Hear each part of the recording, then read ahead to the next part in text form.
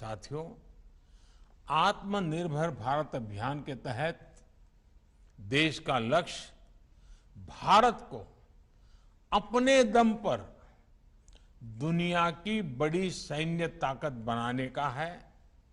भारत में आधुनिक सैन्य इंडस्ट्री के विकास का है। पिछले 7 वर्षों में देश ने मेक इन इंडिया के मंत्र के साथ अपने इस संकल्प को आगे बढ़ाने का काम किया है। आज देश के डिफेंस सेक्टर में जितनी ट्रांसपेरेंसी है, ट्रस्ट है और टेक्नोलॉजी ड्रिवन अप्रोच है, उतनी पहले कभी नहीं थी। आजादी के बाद पहली बार हमारे डिफेंस सेक्टर में इतने बड़े रिफॉर्म्स हो रहे हैं। अटकाने लटकाने वाली नीतियों की जगह सिंगल विंडो सिस्टम की व्यवस्था की गई है। इससे हमारे इंडस्ट्रीज का कॉन्फिडेंस बढ़ा है। हमारी अपनी भारत की कंपनियों ने डिफेंस इंडस्ट्री में भी अपने लिए संभावनाएं तलाशना शुरू किया है और अब प्राइवेट सेक्टर और सरकार साथ मिलकर राष्ट्र रक्षा के मिशन में आगे बढ़ रहे हैं। यूपी और तमिलनाडु के डिफेंस कॉरिडोर्स का उदाहरण हमारे सामने है।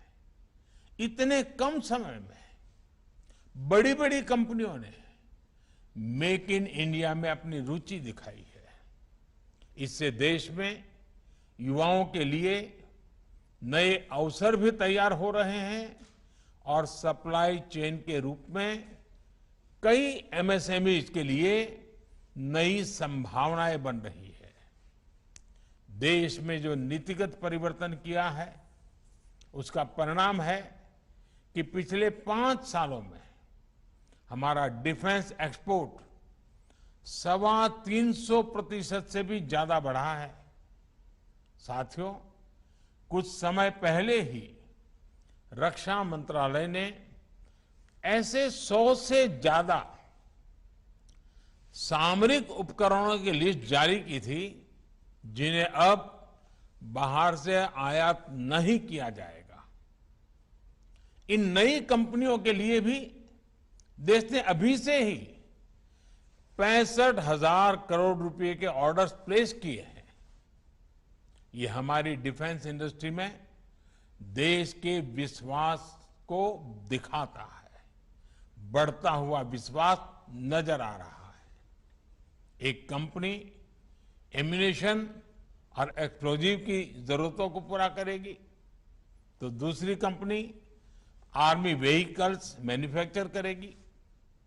इसी तरह एडवांस वेपन्स और इक्विपमेंट हो, ट्रूप्स कंफर्ट आइटम हो, ऑप्टिकल इलेक्ट्रॉनिक्स हो या पैराशूट, हमारा लक्ष्य है कि भारत की एक एक कंपनी न केवल इन क्षेत्रों में एक्सपर्टाइज हासिल करे बल्कि एक ग्लोबल ब्रांड भी बने।